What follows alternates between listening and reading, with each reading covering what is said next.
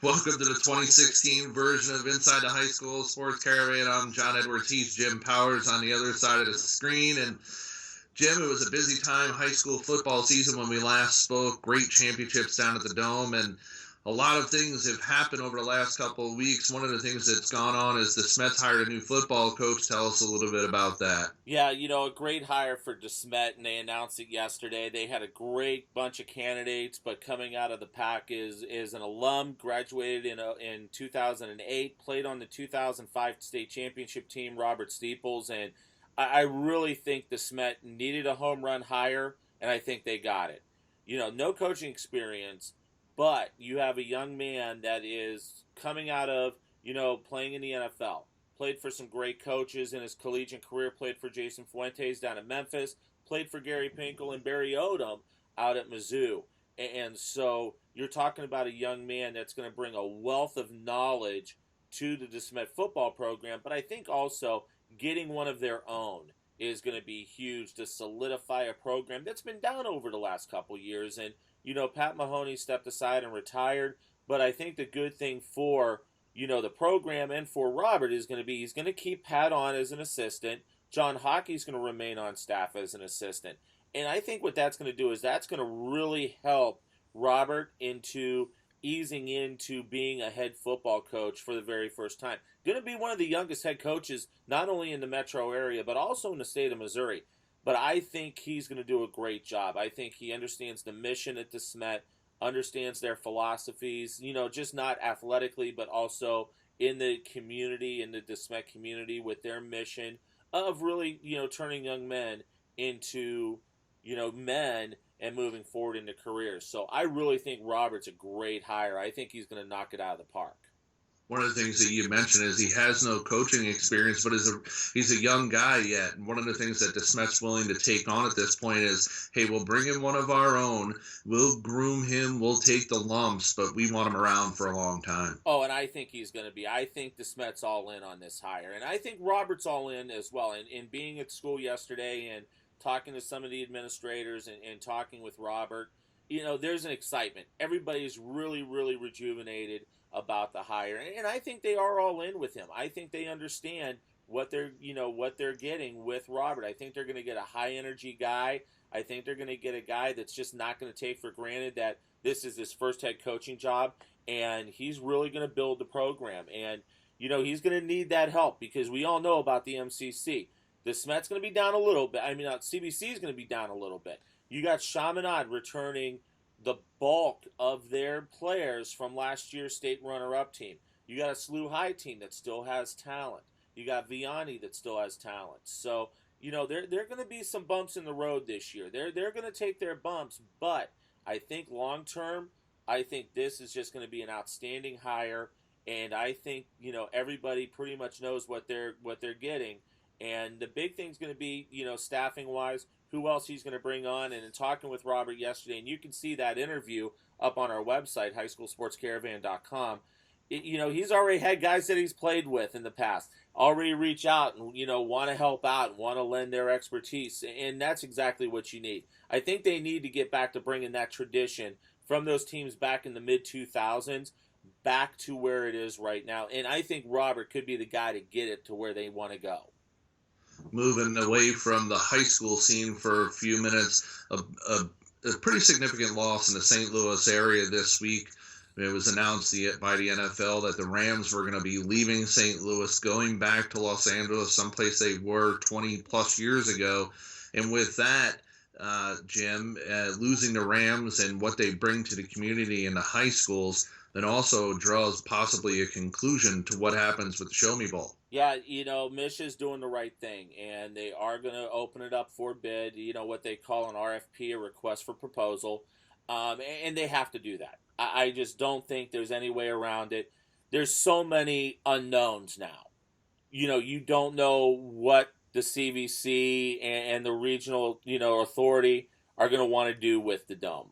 Are they going to keep the field?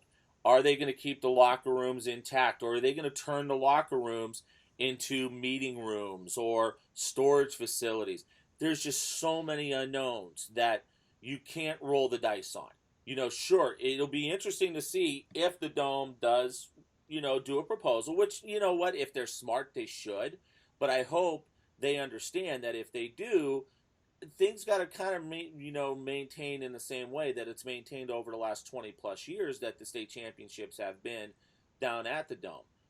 So Misha doing their due diligence, they're getting out ahead of it very early on in the game in starting to seek where the state championships could go. Some great possibilities out there, and it's going to be interesting to see where it goes. I know a lot of people, when I tweeted out the other night about the RFP being put together, everybody started jumping on the Columbia bandwagon. Absolutely, it would be awesome to go to Faurot Field, but here's the problem.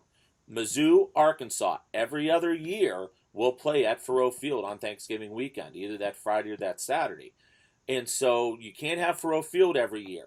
Now, could it maybe go to Faurot Field every other year and another facility? Absolutely. You never know what could shake out. I think some of the other facilities that may really take a look at this, I think Lindenwood, I think they've got enough seating to be able to handle the championships. They've got a great press box facility. The only drawback would be at Lindenwood would be parking, and if people thought the parking was bad down at the Dome, it's a little bit amplified up at Lindenwood. I think Placer Stadium down at Missouri State, they've really done a fantastic job in the renovations down there. I think they've got a real good possibility if they want to be, and you kind of think that they will because you've got state championships already down there. You've got partners in the CVC down there and the Sports Commission in Springfield. You've got Missouri Western out in the St. Joe area that houses the Kansas City Chiefs. I know a lot of people would love to see it go to Arrowhead. I don't see that as an option. Arrowhead has already pretty much kicked everybody out. I know a couple years ago, Pittsburgh State and Northwest Missouri were supposed to play. They got a bunch of rain, and pretty much the Chiefs said, no, we're not going to let you play on Arrowhead. Would that be awesome? Sure it would be, but I just don't see that as a viable option. I think another facility would be down at Missouri Southern. They've done a lot of renovations to their facility down there. So, a lot of ifs, ands, and whats. This is going to be a very, very important couple-month scenario for Misha on where they're going to host the state football championships. I think that's why they're getting out in front of this now, so that they can get some answers come March and April so everybody knows where we're going in November. Yeah, absolutely. I think it's a pretty good time right now, especially now that the Rams have gone, to jump out in front of this whole scenario, to know where you're going to be, because it's, like I said, when we were talking earlier, it's not something that takes a couple of weeks to put together or a month or so to put together. This is something that takes a good 6 months or more, sure. And you really need to get in front of it the best you can. Well, and the thing, too, is you have to do that, but, there's a lot of other ways that this whole Rams situation has affected the high school community. You look at the game of the week that they've done for the last 6 years, and I've been a part of that voting committee for the last 6 years. They've given out, I believe that it's right around $50,000 worth of money to, and maybe over $50,000, to local high schools. You look at what they did last year during the whole Ferguson thing in getting the McClure schools up to the practice facility to practice. I mean, the Rams, say what you want about Stan Kroenke. What he did is inexcusable. But when you look at the organization and some of the people that have helped out with the high school scene, you feel bad in that situation. Kyle Leversgerd has been a staunch supporter of high school sports, and some of the other folks. You feel bad for those guys because you don't know if they're going to have a job here in the next couple months when they pick everything up out of Earth City and they move it out to California. You talk about guys in the media that, we deal with, JT and Nate Latch and a lot of those guys. This is affecting a lot of people, just not the high school side. But you're going to see the direct correlation and the direct hit to the high schools because of the different things that the Rams have done for high school football here in the St. Louis area. So it's a shame that it came down the way it did. But, I think now in the St. Louis area, there is a great opportunity to seize the moment and turn Friday nights and Saturday afternoons into some special stuff for our high school athletes. And I'm going to be working, diligently to try and, there's a lot of different ways that void can be filled. And I think there is a great opportunity right now, despite the fact that the Rams have moved. shifting gears, we're already in the middle of basketball season, and a lot of things have gone on with basketball. But one of the things that's going on this weekend down in Springfield is the Bass Pro Shop tournament. They have teams from all over the country in town. One of the teams is from the St. Louis area, Chaminade, and right now probably playing some of their best basketball in a very long time. Yeah, they're playing some great basketball right now. They're playing some top talent, and the Bass Pro year in and year out is one of the top tournaments in the country, bar none. They always get great schools that come in. They've had Findlay Prep from Las Vegas that's coming in the past. This year they had Bishop Gorman in. They've got Oak Hill in this year, and they've got Chaminade. Last night, Chaminade with a nice victory. Jason Tatum playing, you don't expect anything less from him. He's playing at such a high level. I believe it was 24-16 last night in the opener. But they're on the opposite bracket with Oak Hill. How much fun would that be on tomorrow night to see Chaminade and just the power in the country when you talk about high school basketball, Oak Hill Academy going at it. And then they're scheduled to go at it again on Monday up in Springfield. So you may see this matchup 2 times over the next, 72 hours. But Chaminade playing some great basketball. I mentioned this to you earlier. Really reminds me how they're kind of setting their schedule and doing some travel and playing some big tournaments from when I covered LeBron James back at Akron St. Vincent St. Mary's back in Ohio, back, when he was in high school.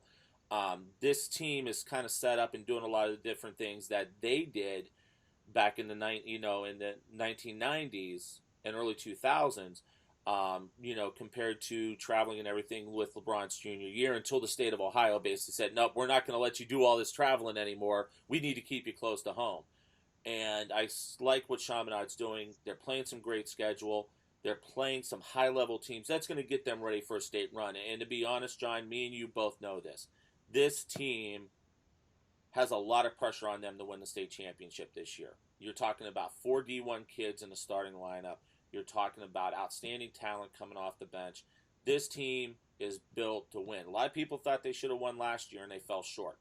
This year, I don't think there's any excuses across the board. Even though there's some schools playing at a very high level here in the St. Louis area, Hazelwood Central, who we'll see on Monday. You've got Webster Groves, who we've already seen this year. I just don't think there's anybody that can play right now with Chaminade in the state of Missouri. Oh, not with Chaminade having 4 guys who are going Division I in their starting lineup. It's a little tough to face them on a night-in and night-out basis. I believe their game tonight will be on the CBS Sports Network, so check your local listings for that. I know they usually show a couple of games of the tournament. I think they show tonight and they show tomorrow, yeah, so check your local listings for some of those games, especially with some of the top teams in the country.